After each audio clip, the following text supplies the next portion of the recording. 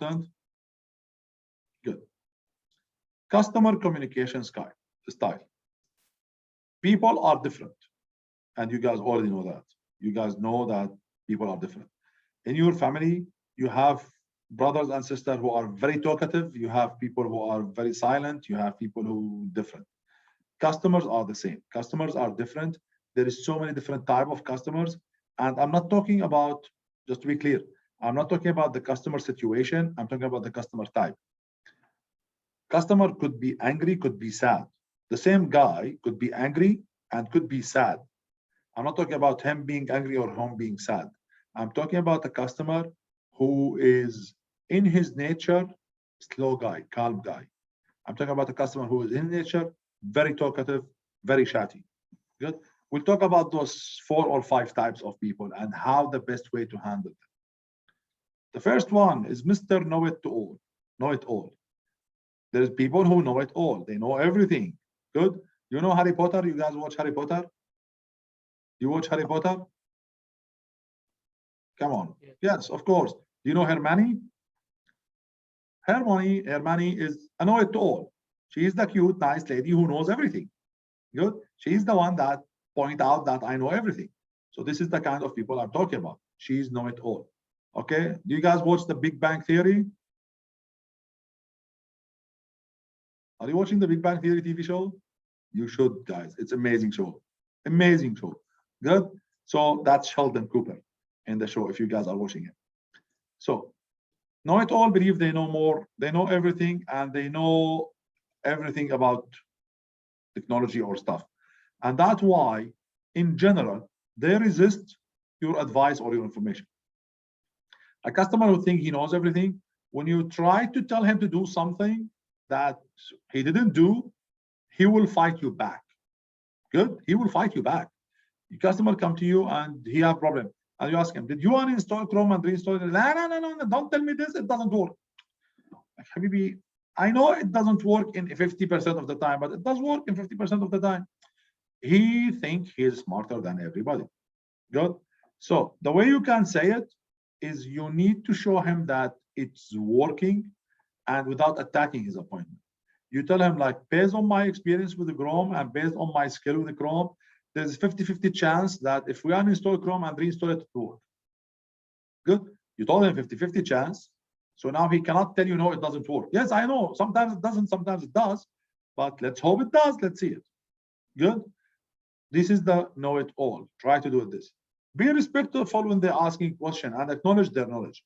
When you ask him a question, when you talk to him, don't treat him as an idiot. Good. This is not the type of a customer you need to treat him as a baby customer. Good. Let me tell you. No, this is a guy you have to talk to him advanced level. Try to talk to him in a meaningful situation. Good. Use a phrases something to encourage him to work with you. What if? Let us try this. I believe based on what I know, this will help. I heard my guys saying last time that they faced this problem with the customer and this thing helped. Give him a proof that your suggestion might work. Know it all. Aggressor customers. Some people in their nature are aggressive. In their nature, they are pushy. In their nature, they are aggressive. You know Professor Snipe from Harry Potter? I don't watch Harry. I watched Harry Potter when it came in 2000, but now my kids are into the age of watching Harry Potter, so they are watching it every night, literally every night. I watched it back in 2000, 2001, 2003 when I was in the UK. Now my kids are giving the headache to me. So Professor Snipe, he feel aggressive. He is the person who will attack you no matter what you do. Good. So those guys, you have to be patient with them. Good. Give them the time to tell their story and then jump into the conversation. Don't interrupt them a lot. Let them talk for a few seconds, 2 minutes, 3 minutes. Let him talk. As he talk, give him more agreeable kind of thing, but don't agree on the wrong stuff, because if he catch it, you'll never finish from it. Meaning, if he told you my laptop is bad, don't agree with him that he should get a new one. If he tell you, I need to replace this laptop, don't confirm to him that you need to get a new one. But confirm with him that yes, your laptop might be giving you a headache. Like, my laptop is not working, it's slowing me down. It's like, Allah, yes, I know how bad is it to work with a laptop that gives you headache. I didn't tell him that your laptop is bad. I didn't tell him that you will replace your laptop. I totally agree with you. Laptop is very important. Good. It has to be in good working condition. It has to be working well. I didn't tell him it has to be new. It has to be working well. Good. Let me understand the situation to help you. I understand how it's affecting you. Clear? Good. To get their attention, respectfully says their name. Oh, Mr. Ahmad, let me see this. Okay, Madam Sarah, cool, let's see that. Use their name. That seems to cool people down when they are aggressive. Good. Always restate the information that they give and respect their opinion and the problem. When he tell you, I think it is this, don't tell him no. Tell him, yes, that's one of the possibilities. Let's see what other possibilities we have. If he tell you, I think we have to replace the hard drive. Tell him, yes, there's a chance of that. But also there is a chance that it might be something else. So it's better if we check just to confirm. We don't want to replace it and come back again. I think we have to do this.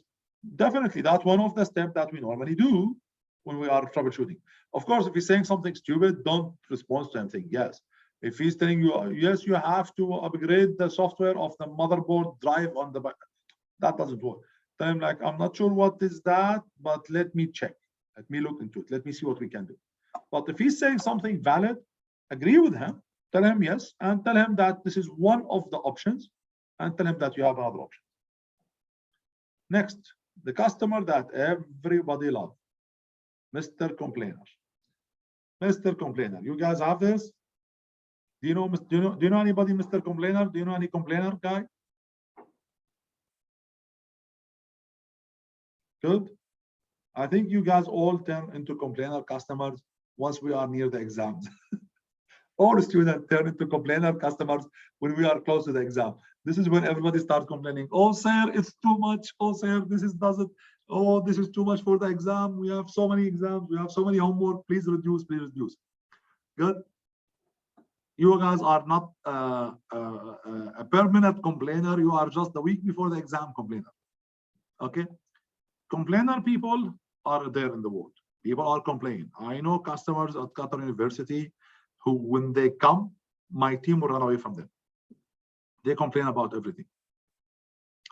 You have to be careful when you talk to those guys, especially if that complainer guy have good connection. He knows the director, he knows the president, he knows this guy, he knows this guy. You have to be very careful about those guys. Good. They cannot be responsible for their work or problem solving. So you cannot depend on them to solve a problem. You cannot tell them, do these steps to help you. You have to be careful with them on that. You have to emphasize, but not sympathize with them. So you have to tell them that, yes, how to say this? Look, when he have a complaint, you agree with him that this complaint affecting him, but don't agree on the rest of the nag. Good. So if he came to you and says, my laptop, my work, my life, my study. Yes, I understand how a bad laptop will affect everybody. Good. I understand how a small screen might cause some people eye pain. You're not telling them that you're getting a new screen. You are just trying to be nice to them. Good. The most important things with the complainer guys is to document what you are going to do, and you document what is acceptable from them. So for example, if a customer of those complainer guy came to you asking you to do something like a small application for them, or asking you to modify the application, or asking you to do something on their laptop or their phone, you have to be very specific with them about what are they expecting to get. Good.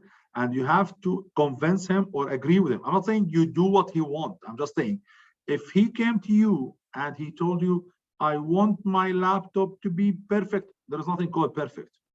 We have to measure the word perfect.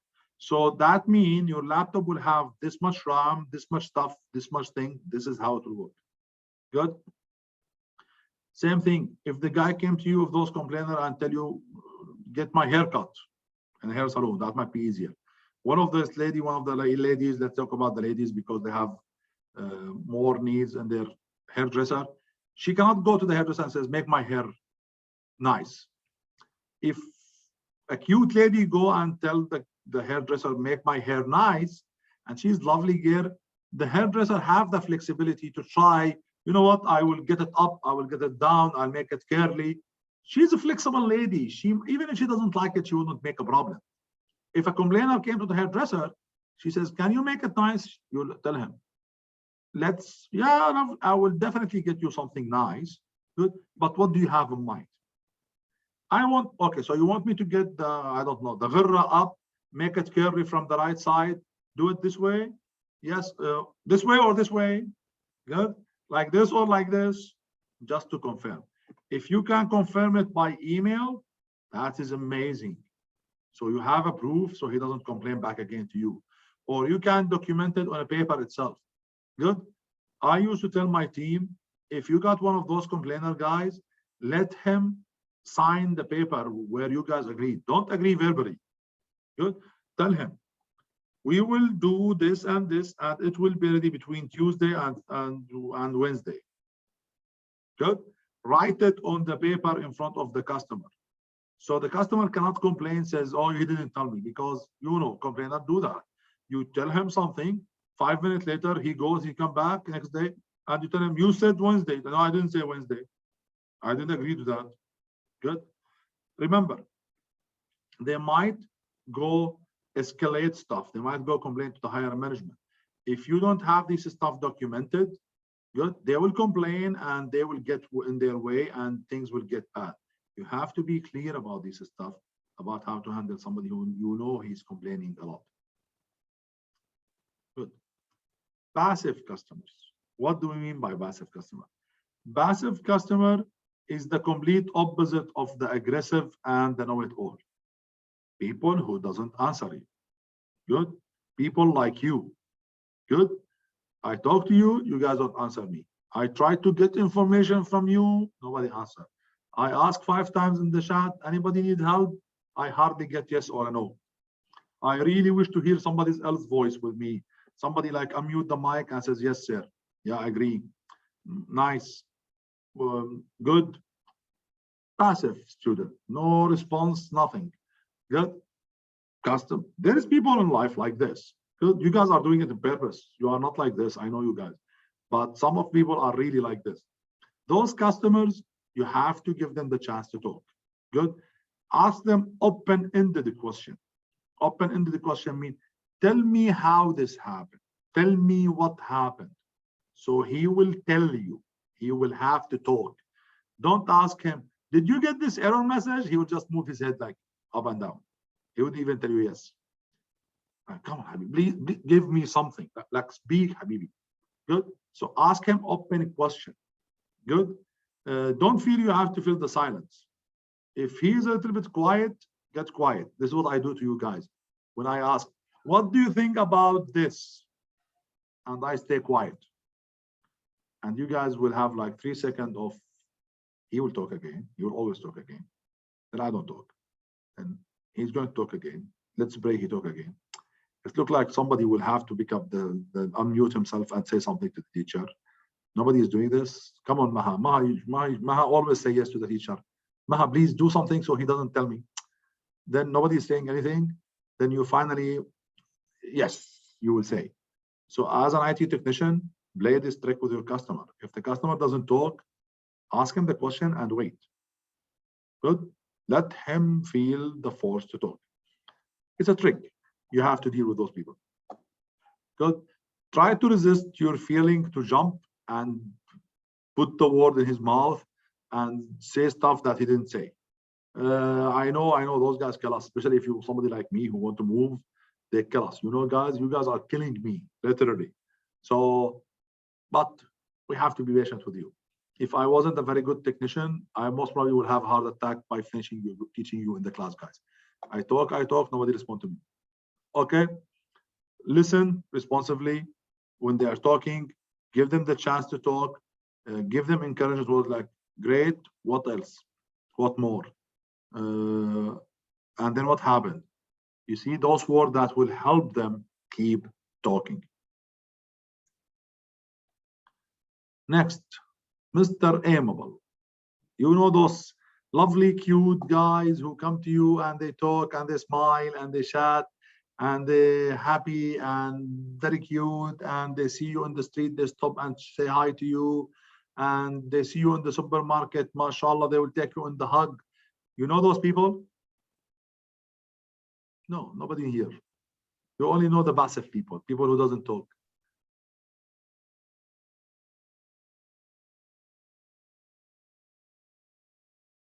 The trick is working. Muhammad says yes.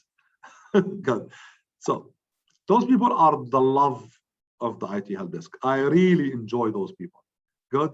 They're the reason who make me keep doing this job. The guys who are nice to you, the cute people who will talk to you. But there's a problem with those guys. They talk a lot. Good. And there's absolutely no problem when the business is slow. When we have no people waiting to us in the queue, they are lovely. You can enjoy their life. But if you are busy and you get one of those guys, they will drive you nuts. Good. If I am busy, and if I am not that busy, and one of those cute students came to me and like, sir, and are we doing this? What can we do to help? Or really, what do you think? And they chat after the class with me. I enjoy it. Believe me, I enjoy my life when students come after the class to me and ask me questions about stuff that we did, or try to take my opinion, or he will tell me about something he's doing, or he would ask for an advice. I enjoy it. Good. I love it. But if he do this for me, when I am going to go to the next class and I have to prepare myself, he will kill my time. So you have to be careful with those guys. It's very nice, and they'll give you very good repetition, and they talk a lot about you because remember, they talk a lot. So if they like you, they will spread the word across the campus, and then everybody will like you. Good. The idea is you just have to be careful when you are busy. When you are busy, good. Well, it's almost important thing. Don't disencourage them to talk to you. Don't be rude to them. Good. But if you are busy, try to take control of the conversation. Ask him a question, what we call it a close-ended question, a question that ends with yes or no. For the passive, you tell him, tell me more what's happened. Explain to me what's going on. This guy, if you told him, explain to me what's going on, that's it. It's 3 hours conversation. So you tell him, did you get this error or this error? Was it red or blue? Good. You try to get the question to the point so he doesn't open for you a conversation, especially if you are busy. Good. You have to practice. You have to have the skill of how to end it up with him. Like, especially after you finish troubleshooting the issue. I have this a lot. Once you finish troubleshooting the issue, the guy will start talking, and like you will smile to him and will take you 5-10 minutes. I still have a few nice customers from Qatar University, and these guys, don't misunderstand me that I hate those guys. I have few guys from Qatar University. If I see one of them in Lulu, good, that means I'm going to be standing talking to him for 15-20 minutes. Good. But I'm in Lulu. I don't care, honestly. I enjoy talking to them, and we have fun and we talk and like hi and nice, and I love dealing with those guys. But if I'm in Lulu, that will be very nice. But if my wife in the car waiting for me and I'm talking for them for 15 minutes, man, this is life-threatening situation. She might kill me. So you have to know how to practice this stuff. Good. Anybody have a question about those type of people so far? So just to make it simple to you guys, I explain these points to you. These points are just a small key that might open your mind to think about how to handle this situation, how to handle customers. But these are not enough. The only way you get enough is by practicing. And the only way you practice is by actually talking to actual human beings. Good. So you have to have a way to talk to people. Go find a situation to talk to people. Don't wait until you graduate. It is too late. When you graduate, it's too late for you, because now you have to find a job and you get nervous when people interview you. How are you going to get a job interview? Now you have to find a job and you are first day in the job and you are still worried about the first customer that shouted at you and you start crying. Good. I had a student crying in my classroom, seriously, when I asked him a question that they don't know. I had a student crying in my classroom in a small quiz that's worth 5%. When she asked me a question, and I tell her, honestly, I cannot help you. You should do it by yourself. You should know about it. And people cry. I'm not saying, I don't want to make fun of you and tell you, you guys are nagging gear, crying gear. I know, I know those guys. Good. And believe it or not, when I was in high school, I wasn't that strong. And some of you tell me, I don't believe it, but I'll tell you, when I was at high school, I wasn't that strong. I didn't have experience in life. I was with my family. We lived a little bit far in the city from the rest of our family. I didn't have that strong personality. But when I went to the university, I went to work. As I told you, I was working while I'm studying. This is where I start building my trust, and I start building my powerful to talk, my powerful to handling people and handling customers and handling situation. Good. In Syria, they have a very good habit. Unfortunately, here in Qatar, it's not there. I really wish we can do it here in Qatar. In Syria, we used to send our kids to work in places in the summer holiday. My brother, when he was in grade 6, we let him work in the supermarket under our house. My friend, neighbor, he have a supermarket. I sent my brother when he was 7 years old. No, not 7, I'm sorry. 7th grade, meaning 11 years old or 10 years old. I sent him to work in the supermarket. And he was working in the supermarket. I told the guys, I want him to work with you in the supermarket. He was filling some shelf, but was talking to the customer. People will come and ask him, Mahmoud, sorry, I keep telling my son name, Fadi. Fadi, I need this. Fadi, where is that? Fadi, where is this? He will talk to the customer. He will deal with the mean guys. He will deal with the nice guys. He built amazing experience because of this. Unfortunately, the situation here in Qatar, the habit is not there. We don't have this logic. So kids cannot do it. Good. They don't have this experience. That's why I want you guys to think about it seriously now. You guys right now in your 20s, and many of you have never got exposed to this kind of situation. You guys at home, you fight with your brother and sister. If you are really, really lucky family here, you might have your uncle or your aunt here. That's fine. If you are from a Qatari family, alhamdulillah, you have your family here, but you're still treating with people in your family range. Good. Even Qatari kids, they are treating with their family. They are Qatari kids, Qatari family. They don't have this exposure of fighting with the customer. They don't have the exposure with business need requirements. So you guys have to develop these skills. The only way to develop it is to get yourself in front of real situation, in front of real people, in front of real customers. Good. That's why try to find a volunteering job in the next year. Try to do anything. Try to talk. Good. The last thing here is speaking the customer language. This is something very, very important skill. Very important skill. And if you guys do the course of IT troubleshooting next year with me, the CB2100, I give you a homework in that is to buy me a laptop. I tell you, go to the market, Carrefour or Lulu, find me 2 laptops or 3 laptops that you can recommend to me. And each one of you will have different story about me. One time I'm a little girl, one time I'm a big man, one time I'm an old lady, one time I'm a businessman, one time I'm a graphic designer. So you guys find me different laptops. And then you will come to me and you will find in front of you the most stupid customer ever. I played dumb in front of the student. And the student will come to me, this laptop have 8 gig of RAM. I'll tell him, yeah, this 8 gig of RAM mean what? How many kilo is that? I'm like, what do you mean by how many kilo? Like what do they do with the RAM? It's the RAM, it's the random access memory. Alhamdulillah. Now I understand it. We said random access memory, I understand it. He says it's the memory that it will lose the content when you shut down the computer. Like, what does that mean for me? Good. What do you guys think the RAM mean for me, Mr. Stupid Customer?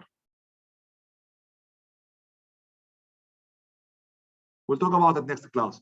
Good. Think about it. I want an answer from you next class about what the RAM mean for Mr. Customer who has no idea. Okay. I know you guys might have classes after me, so thank you very much. I took a lot of time today. By the way, for the project,